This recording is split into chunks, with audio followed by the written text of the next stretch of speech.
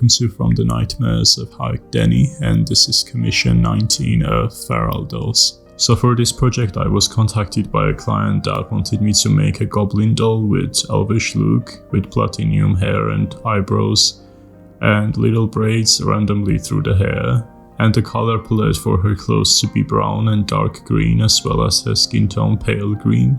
They also provided me a drawing of their character as well as tons of reference photos. Some of them I provided myself, and as a base for this custom they chose Venus McFlytrap, but then I thought maybe I should offer them this Castafier's doll body that I had in my stock for years, and we ended up choosing her as a base. I already removed her face paint and hair back in 2019, so we are going to skip the preparation process this time and remove her head and cut her ears straight away.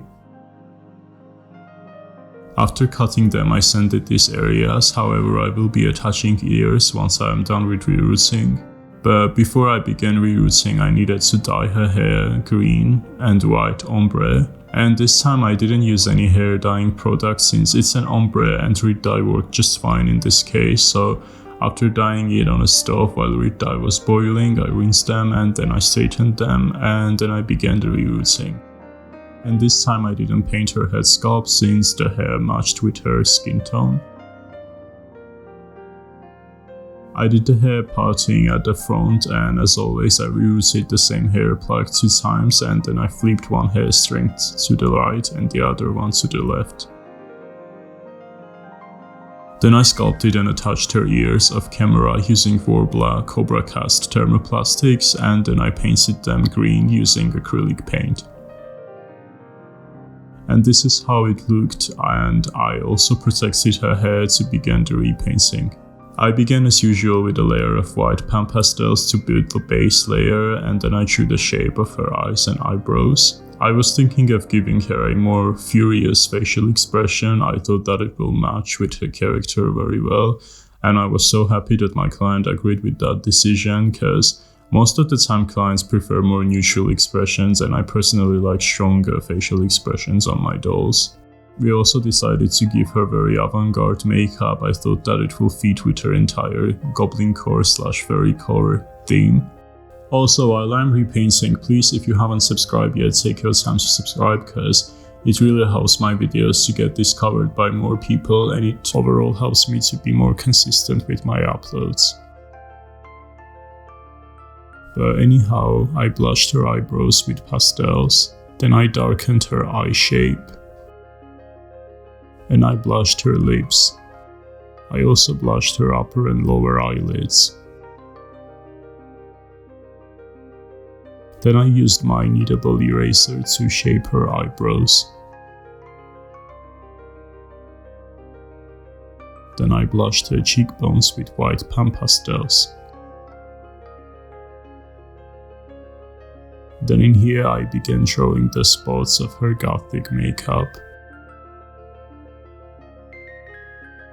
And as I finished drawing these spots with light green pencils, I darkened them to make them more subtle, and I also darkened her upper and lower eyelids. And off camera I painted her irises with white acrylic paint with no pupils in them. Initially client wanted completely white eyes with no irises, but then I thought maybe we should give her white irises and then paint the eyeballs green instead, which I think ended up looking way better. The only problem was that I couldn't blush shadows above these irises even after a few layers of MSE. It just looked like a complete mess, so I decided to just keep it in the way it is and began painting her baby hairs. Initially I painted some of them a bit darker and they just drew too much attention towards them, even the client didn't like them, so I erased the color and we painted them more whitish to push them to the background.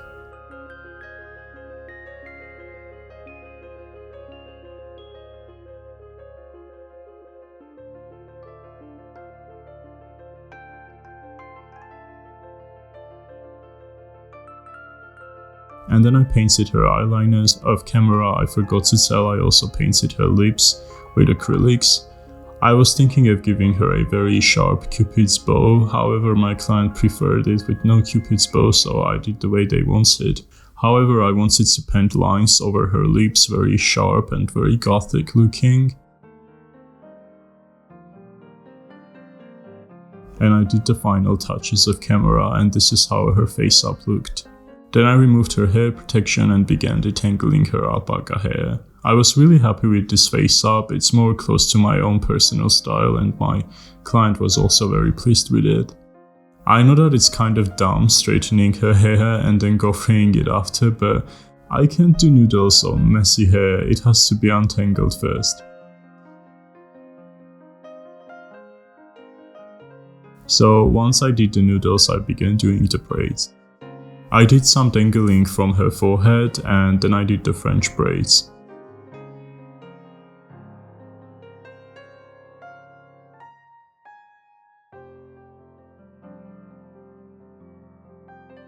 I mean, I know I did this 3rd time already in a row, but I mean, that's what clients wanted and I personally do like this myself and it looked pretty on their dolls, so why not? I know it's just a bit repetitive already. But anyways, I added the rings to her hair and I chose silver and brownish rings so that there will be some pop of color in between them.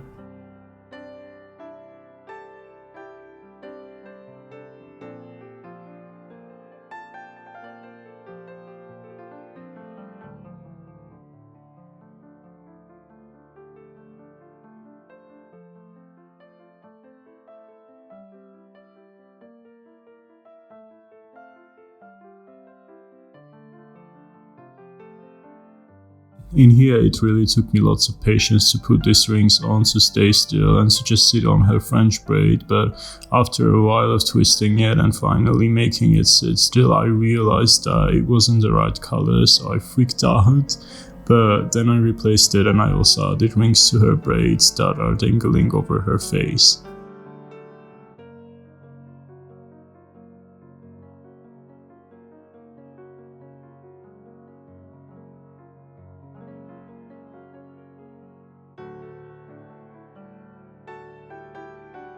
In the end, I also added beads to her braids to make them look a bit longer, and I also added feathers at the edges, which you will see at the end of this video.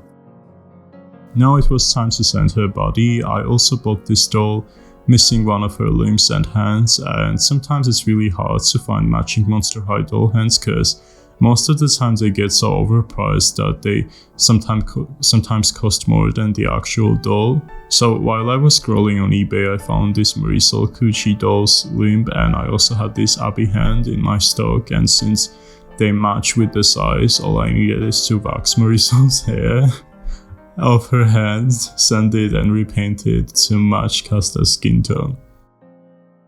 So I ended up repainting both of them with acrylic paint and then I blushed them with chalk pastels.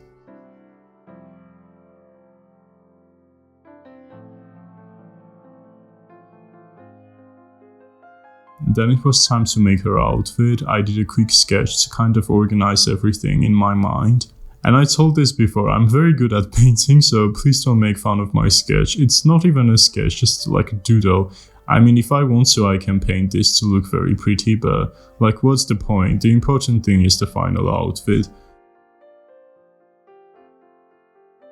So me and my client decided that I'm going to make a brown corset with a white shirt with puffy sleeves underneath it and a green circle skirt with ruffles and lace. And to make the outfit, I went to fabric shopping again. Now it usually takes me a while to find the right fabrics because, I don't know, after graduation I realized that I no longer have any friends left and I usually go for fabric shopping alone and there is no one that can help me with choice. But for some reason this time I immediately found the right fabrics at the same store. I bought this brown and green silks. This green silk is actually not that bluish shade in real life, like for some reason that's how my stupid phone captured the color. Also, I accidentally saw this mesh and I really wanted to add some sort of mesh to her skirt, so this one looked very bohemian, so it was just perfect. And the only problem is it was bedazzled with this really like tacky stone, so I asked the employee whether I can just buy the meshy part, and they usually never do that, but they made an exception for me, so I got that. And as usual, I asked them if I could film their hands. And by the way, this is that lady, and as usual, she's serving that manicure. But anyways, after the fabric shopping, I came back home and began working on her outfit. To make the corset, as usual, I rubbed her torso in Worbla thermoplastics to get her body shape, and then I drew the lines of each panel of the corset. Then I removed it from her body and cut them out. And then I wrapped each of these pieces in fabric.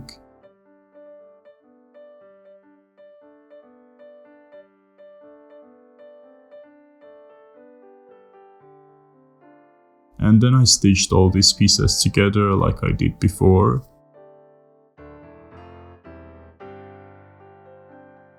And sometimes it was so difficult that I would use pliers to pull the needle through.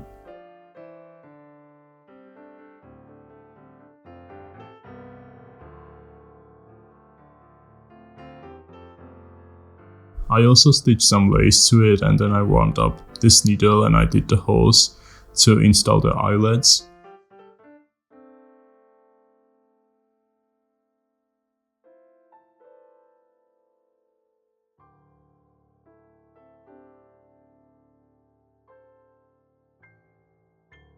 Then I began making her shirt. I used this blood goods shirt to trace the patterns. I ripped the seams and then I traced them on paper. Then I cut out the straps, folded and pinned them to make the ruffly cuffs, and I also traced the sleeve patterns, both puffy and bishop. Then I cut them out and I did 2 layers of each pattern. Also an important part here, since Casta has the bigger sister body, her chest was a bit bigger compared to the regular Monster High body, so I had to trace these triangular parts and fold and stitch them to create that volume.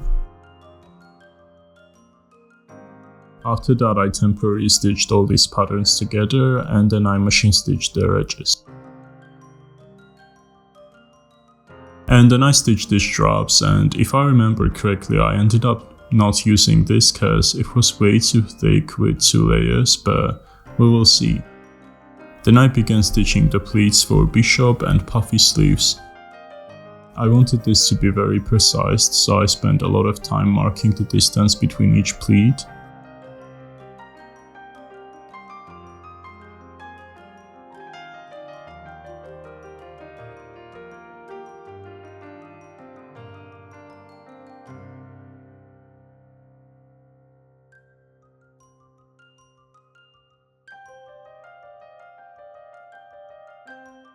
Also, I no longer remember why my needle broke. I mean, I was literally stitching regular fabric, like how this even happened.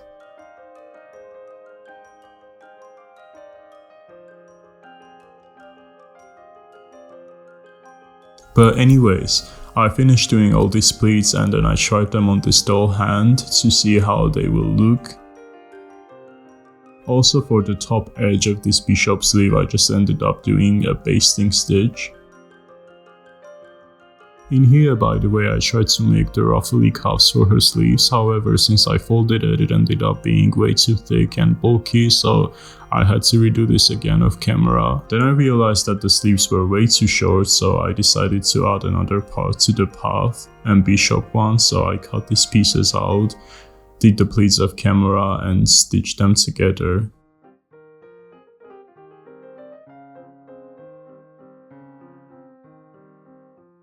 I folded and hand stitched their edges and then I tried them on doll's hand, and this is how it looked. And here is also a close-up of my stitches. In the end, I ripped the temporary yellow stitches. And then I flipped them right side out. Then I attached the ruffly cuffs to the sleeves, and I finally stitched the sleeves to the bodice. And I also put the corset on to see how it will look. All I needed is to stitch a velcro from the back and stitch these ruffles to her shoulders, and I also stitched lace over that and some lace to her cuffs, as well as white beads over them, which I didn't record unfortunately.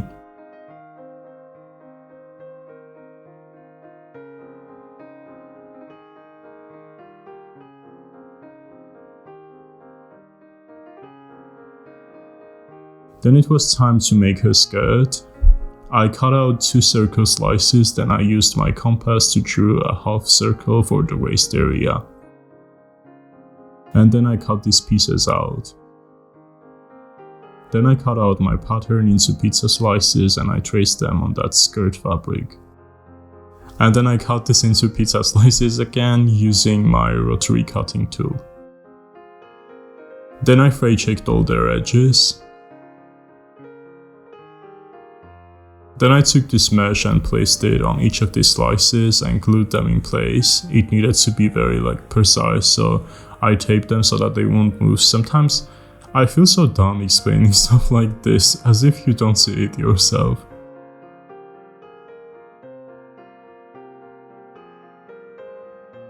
But anyhow, once I finished attaching this mesh, it was time to stitch these pieces together. So I temporarily stitched them together so that once I permanently stitch them with my sewing machine, they won't move or go crooked. I could just pin them but I don't know, with pins the fabrics don't really sit smooth, they still end up looking kind of frumpy. So I took my time doing this instead. And then I took this to my sewing machine, stitched all these edges one by one.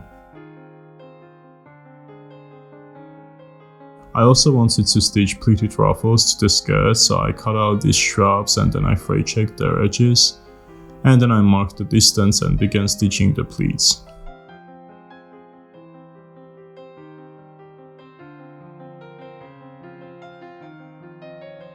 Now I made one strap of pleats for the bottom edge of her skirt, the other one is going to be at the top of her mesh, so this is how I folded the pleats this time.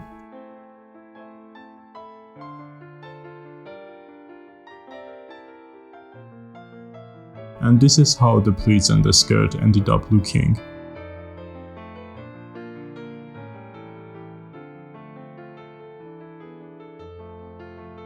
I also bought some lace to attach over them.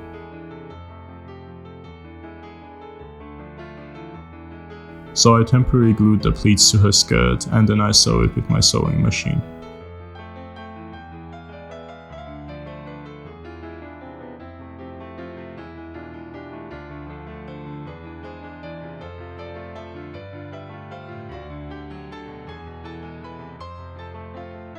Then I also had to stitch the lace over it. I temporarily hand stitched it and then I machine stitched it in place.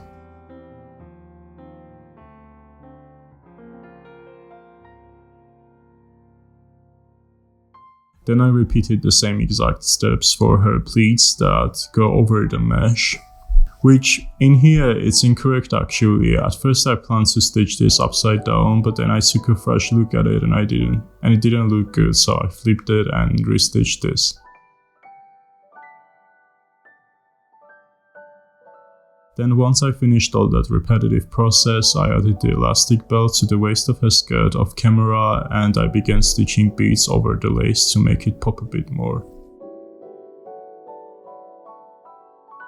Now, initially I was planning to make boots for her, but then I asked my client and they said that maybe I should do some kind of wraps over her legs, so I decided to do this. Not sure what to name this, they kind of looked like the Enchantix wraps that the girls from Wings had. Then I finally dressed her up and began lacing the corset. And once I finished that, I attached these feathers to her beads on her braids, and all I needed is to connect her head to her body. And the doll was finally done. Thank you so much for watching, guys. I really hope that you loved the end result. This was definitely one of my favorite commissions and it was really fun working on it since my client and I had very similar styles and bringing their ideas to life was much easier this time. And in the end, as always, I would like to thank my amazing Patreons. Smoogish, Curdula Seagull, Awkward Burp, Purple Pixie, Flying Bacheloress, Angela Reed, Est K, Anna Drazdova, Linda K, Stephanie Good, Robin Wenderbush, Josephine Falk, Myria, and Maureen A. If you feel like joining us there and getting early access to my upcoming videos and seeing the work in progress of my projects and making it possible for me to recreate Wings Fairies in their Enchantix forms as well as Belle's live action dress, the link is under the video description. And once again, thank you so much for watching. Please don't forget to like, share, subscribe, and now enjoy the end result pictures, and I will see you in the next video. Bye.